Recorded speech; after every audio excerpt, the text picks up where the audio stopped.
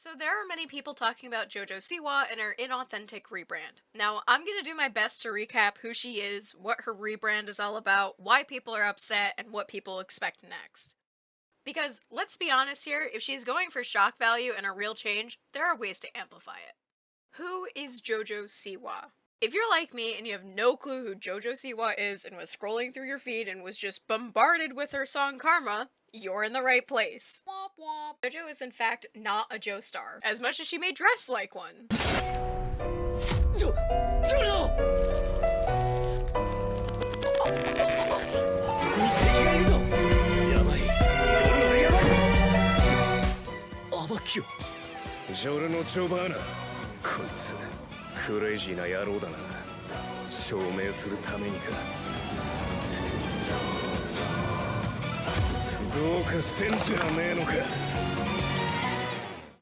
Anyways, let's start with her history.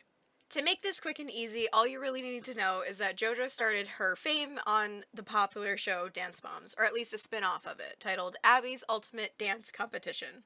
I'm not going to do a whole deep dive into the history of that problematic show, but I'll cover the important bits. Anyways, she did rather well on this show, gaining popularity with the fans. However, this would come at a cost in the future because of the controversy surrounding Dance Moms. For those of you, like me, who wasn't aware of the intricacies of Dance Moms, basically it was a show about dressing up girls and having a dance/beauty competition. Now, that's not an abnormal thing, however, the controversy that surrounds the show's host, Abby Lee Miller, is. I remember when I was in school at the time and the news was coming out about like the show's problems and everything, and I remember a few students actually discussing the show in a few of my classes. Anyways, I think it's a fair comparison to say that the treatment of the kids on Dance Moms is similar to how Chef Gordon Ramsay treats his chefs during his cooking competitions. Congratulations on an outstanding performance. I thought some of your performing skills were over the top. Macy, you messed up the hip-hop dance. Right in front of everybody, you forgot the steps. In front of people who have worked hard and long, who I've worked hard and long with, to get them to this level. We've worked too hard to let some kid who's nobody come in here and screw them up. She is not a nobody. As one blog post from The Time puts it, the problem with Dance Moms is that it normalizes emotional abuse in the dance world. Now, I don't know about you, but I don't have time to go back and watch a show that emotionally abuses children for entertainment. But I will cover some of the things that have happened under Abby Lee Miller's control. For example, like throwing a chair at Paige Highland to constantly replacing the girls with someone half their age are some examples. And I need to look up how to pronounce this last name because I will be roasted for it. Another girl named Chloe Lukashik confesses that the real reason that she left the team and the show was because her dance teacher made fun of her for having a medical condition in which one of her eyes doesn't open as wide as the other. It's important to note that Abby Lee Miller has been brought to court multiple times on assault. One from Paige Highland about the chair being thrown at her and emotional abuse, which was partially thrown out because of a lack of evidence, but another coming from her mother, Kelly Highland, about an incident where Miller tried to bite her and Kelly retaliated by slapping her. Again, this was also thrown out due to a lack of evidence. Miller was also convicted of a felony for bankruptcy fraud. Miller eventually coughed up $288,000 in TV income that she didn't initially report, but the federal investigators found out that she nearly hid $550,000 more from personal appearances, dance sessions, and merchandise sales.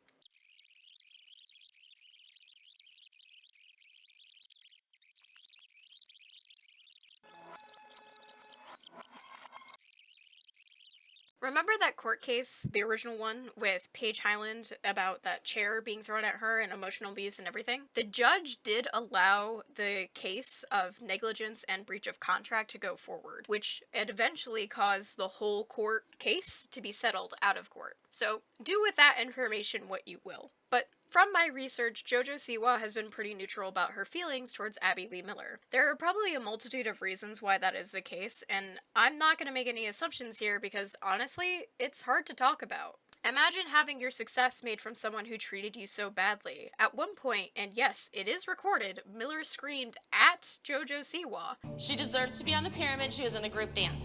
She deserves nothing. Don't have an attitude attitude that you are entitled in this world. You are not. You deserve nothing else. You earn it. You can't stand here and cry. I want no crying children. She deserves nothing. But from the research that I've done, it's very mixed about how JoJo actually feels about Abby Lee Miller. I've seen some reports about her praising Miller and thanking her for her success, but I've also seen much more like PR attempt of just like, yeah, like I support her, but not really. Anyways, this led to JoJo eventually making a contract deal with merchandise with Nickelodeon, making products, original programming, and music. I think you can see where this is going. See, I knew of Jojo Siwa from the bows, like the ones that you saw at Claire's back in the day. This is where the transformation begins. See, into her new rebranding, the one that I'm talking about today in 2024. See, people caught on, like, about 2 years ago or so, that she wasn't wearing her signature bow and ponytail hairstyle anymore, and people asked her why. When I looked back at articles at this time, JoJo just kind of admitted that she no longer wanted to wear them, that she had nothing against the bows, but she just didn't want to wear them. It's funny though, you can actually still buy into JoJo's bow subscription service, which uses a photo of her from years back, but the JoJo Bows Club, which sends you bows to your door. I don't know, I still kind of find it ironic that she's still cashing in on the bow craze. This is probably when either her or her producers, or more likely both, realized, hey, in order to stay relevant, we need to change your audience. Because, you know, you can't be 30 marketing kids' products to kids, right? That's a whole different video. Stop it. Put it away. Put it away. So I'm skipping over the relationship drama because I don't really care. And I know that if you're watching this video, you don't really care either. But I know that it's been influencing her decisions and her representation of her new rebrand. All you really need to know is that, yeah, some of the relationship drama that she's had with some of her exes has definitely played a influence as to how she wants to portray herself. The only really important thing that you need to know is that JoJo came out in 2021. Slay Queen Slay! Anyway, so it's important because some of her fans that were introduced to the LGBTQIA.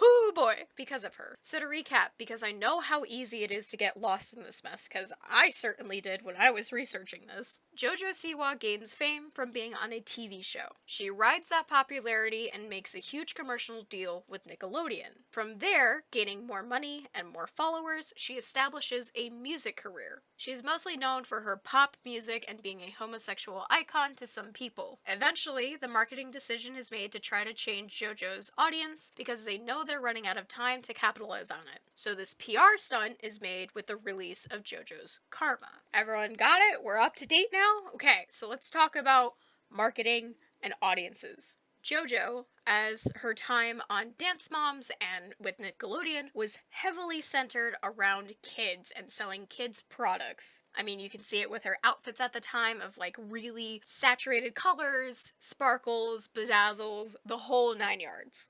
This becomes problematic as you're getting older because it becomes more of a problem to maintain that facade of, oh yeah, I'm still a young person. I can already hear you asking, what does her signature look have to do with the rebrand? Couldn't she just have worn more adult-looking clothing?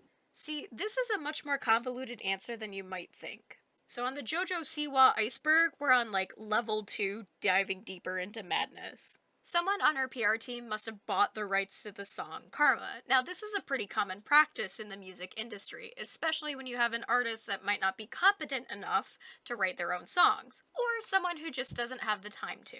Believe it or not all musicians create their own songs themselves. They have whole teams of people behind it. This is why you can get multiple versions of the same song or multiple different covers. I'm not going to get into the full difference between ownership versus a license because honestly, it gets really complicated, especially in this scenario. And as I've stated in the past, with copyright and ownership and intellectual property law as a whole, I'm still studying that.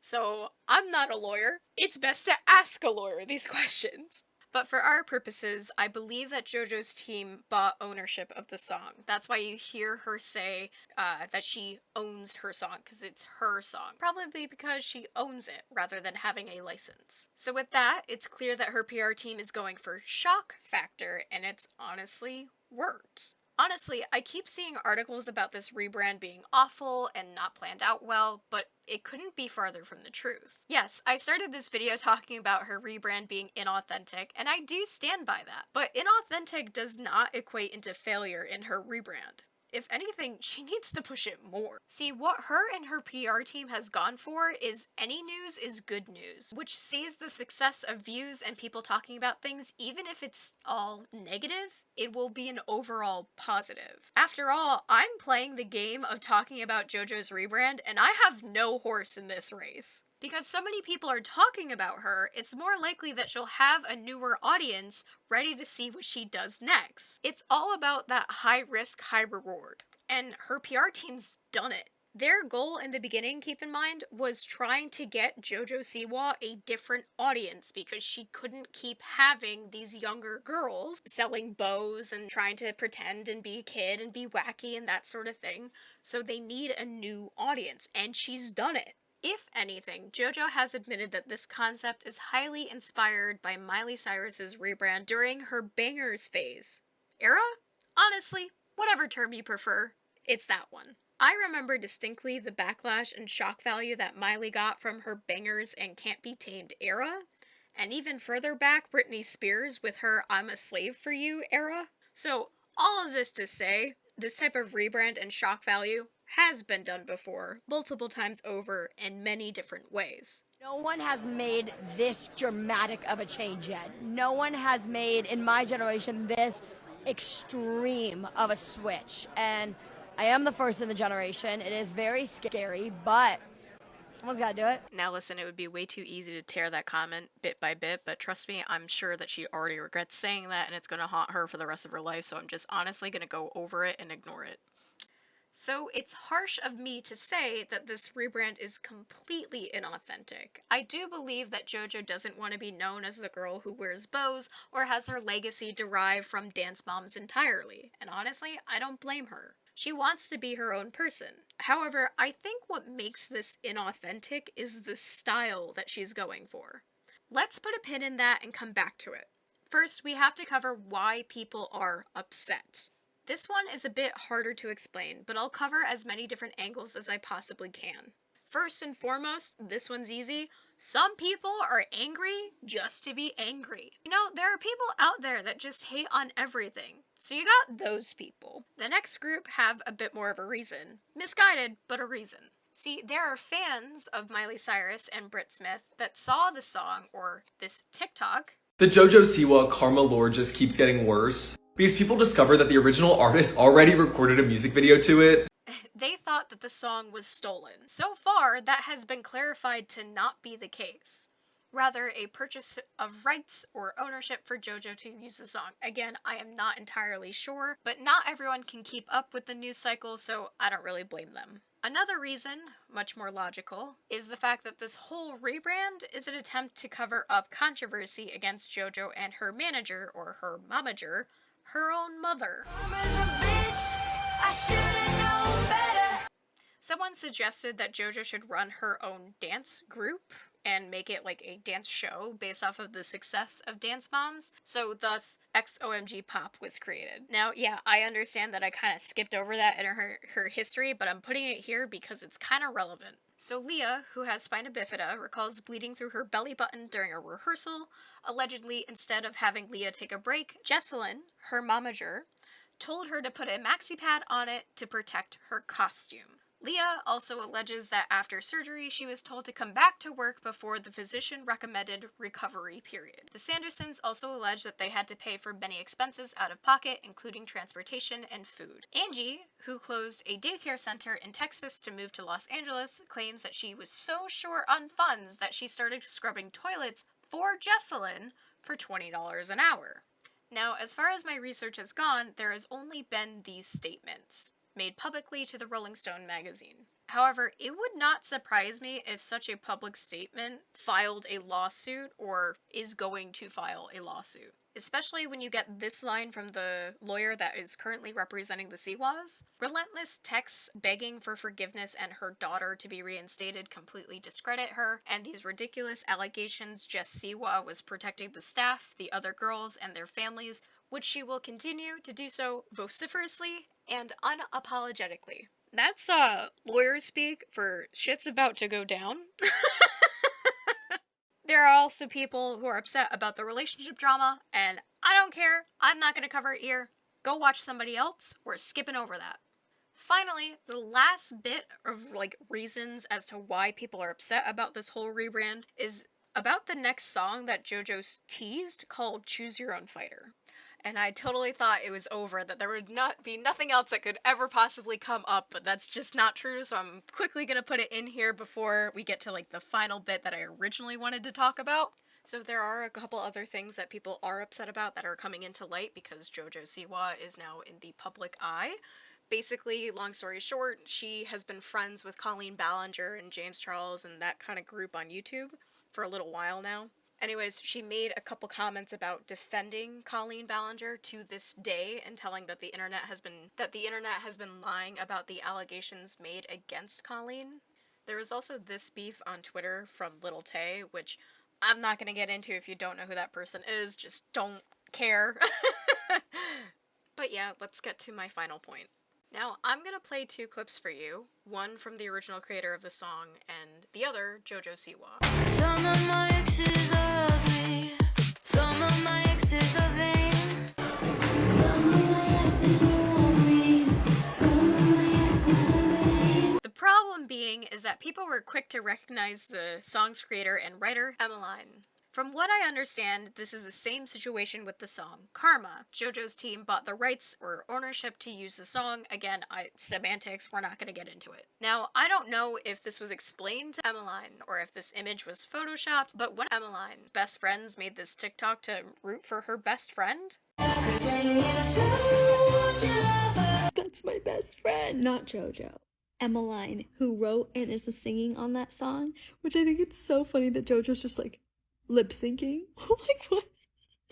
Emmeline, you slayed. it honestly seems here Emmeline sold her song and was expecting a re-record of the song or something different. However, that does not seem to be the case. And of course, there's minor mentions. The list of why people are upset about this probably spans 24 pages, and I just don't have the time to cover every single possible thing. So what do we expect next?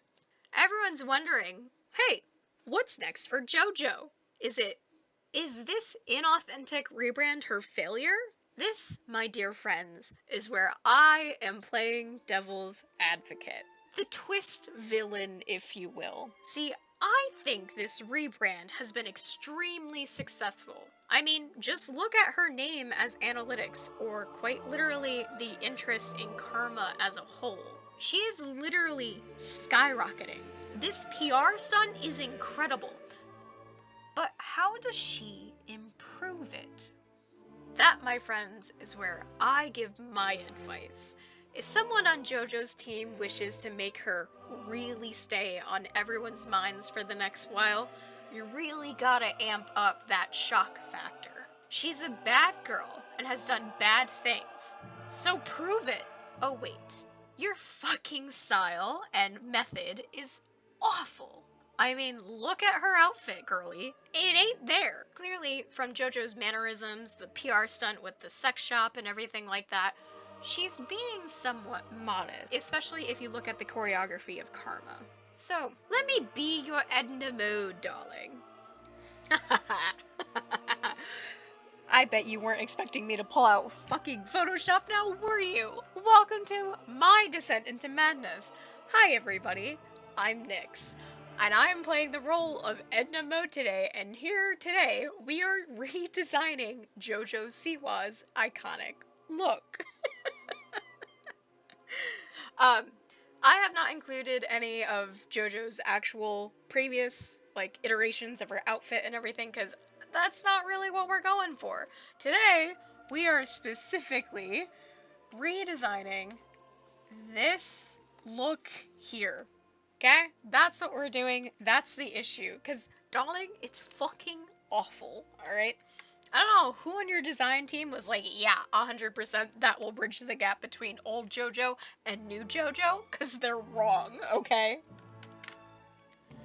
So today I have taken up the task of not only referencing her outfits in the music video Karma, I'm looking at so many other artists that she said that she was inspired by, and that's what we're going to do. And I'm hopefully going to create a couple iconic looks that she could try out moving forward that will really at least amplify and make it seem a realistic change rather than a forced change, if you will. But yeah, let's get into the redesign. Hi everybody, this is Nyx. This is Editor Nyx, actually. So I've actually done this voiceover like quite a few different times, and I'm kind of getting frustrated, so we're just gonna raw dog it, I guess. Anyway, what you see me doing here is I'm creating an armature, and I'm not gonna give like a full art history lesson or an art lesson on how to do character design, especially when it comes to concept art, because honestly, this is not a good example. This is just for a silly goof and gag towards the end, and honestly, I just tried to have as much fun with this as possible. But I will give some legitimate advice here and there. What you see me starting here is I'm creating these blocked out shapes of like potential outfit designs, and I'm just going through and trying to create as many different varieties as possible. I wouldn't call this like silhouetting or blocking, it's kind of a mix of both, but for those of you who don't know, creating a character silhouette is part of character design. The idea and concept is if your character has a silhouette that is recognizable, like Mickey Mouse, then your character is very, very successful because it's so identifiable. So that's what I'm kind of trying to do here with the outfit designs. Now, not all of these are super serious. There are like gags all hidden throughout here, as you are going to see. But most of these are like potential ideas, and just like I really went for like the concept of villain arc. Like that was the goal here. So I wanted to try and like test the fashion design skills that I have. They're not great, to be honest, and this is not a good example because I'm trying to fit into JoJo's already established aesthetic, I guess. Meanwhile, also pushing it in what you wouldn't ever normally wear. But I did have quite a bit of fun with this while I was talking with a couple buddies and just having some goofs and gaffs. But anyways, back to like design-wise, one of the main problems with Jojo Siwa's like whole redesign and rebrand is that she is at the beginning stages of establishing her aesthetic, her look, her iconic look. And if she wants to be really serious about it, she's gotta get on it as quick as possible. The band Kiss, which she references as like one of her major influences, took like years in order to get their aesthetic. And if you look at the before to what they're known for, you know, it is completely different. But I think the important part is because her outfit has been like so many different mishmash materials and like not really cohesive, I think my point that I'm trying to make is that she's trying to go over the top when she shouldn't be doing over the top, because her original like aesthetic was really over the top. So she's got to just set it back a little bit but still stand out, you know? And that's a fine balance, and that's really hard to do. So I don't really blame her team for like trying to really go in for like this goth aesthetic, but I don't think that's what JoJo really wants. Especially when you look at her concert attire currently, it's like a mix, and she's like testing out the waters of like what works and what doesn't.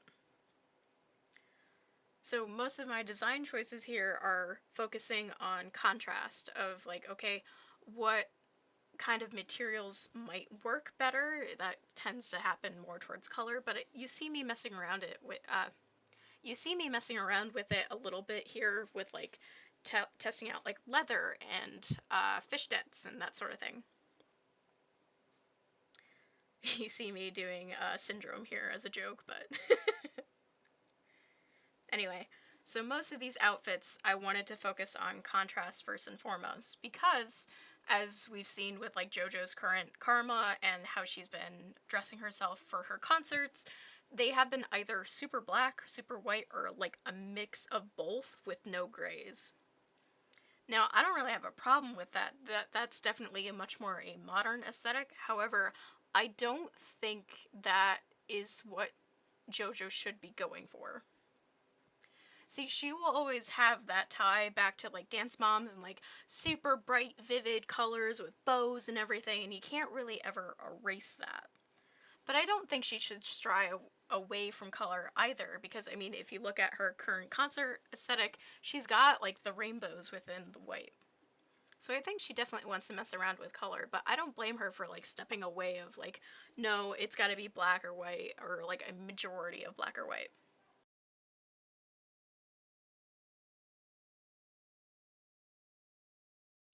So you see me here taking out like the 4 that I really liked, and I was like, yeah, I think these designs could really work. Let's mess around with them a little bit more. Now, normally in like character design, if you have those types of outfits, you would go into like much more detailed of like, okay, option A, option B, option C. We're not doing that here. I have like, my time is precious. We're not gonna do that for the silly goof and gag. But I got a bit of a mix. So on the left, we've got much more of like a 2000s like Barbie rock aesthetic. The second one is a little bit inspired by just her hat that she was wearing in an interview. The third is definitely that 2000s grunge aesthetic. And the last one is mommy. But I wanted to like really play with color and like really try to show like she could wear color if she wants to. She could absolutely pull it off. But anyway, a lot of the colors are rooted within like queer flags and everything like that. So I wanted to keep it, you know, like her audience and who recognizes her like as much as possible. I didn't want to go over the top and completely change everything. But yeah, these are the final designs, everybody. I don't want to go into too much detail of like what's what and why and what decisions were made, because honestly this is not like a full critique. This is just for a goof and gaff. But anyways, thank you guys so much for sticking around and watching this, and especially like my overview of Jojo Siwa. I wouldn't normally ever do this, but I wanted to do this for a analytics test, if I'm being honest. But I did have some fun researching this, and I learned a lot about dance moms that I would never normally learn. And a lot about intellectual property when it comes down to music. But anyways, I do want to apologize for Emmeline. I said your name wrong during my recording, and I just did not have the time to re-record, so I quickly spliced in your name in there. But if you do want to check out the full script that I have, all the notes that I have, and the links and credits, that is in the description. You can download it. It's in a little PDF, and you can see where I got all my information from. But anyways, have a good one. Have a good laugh. Enjoy. And I will see you another time. Bye-bye.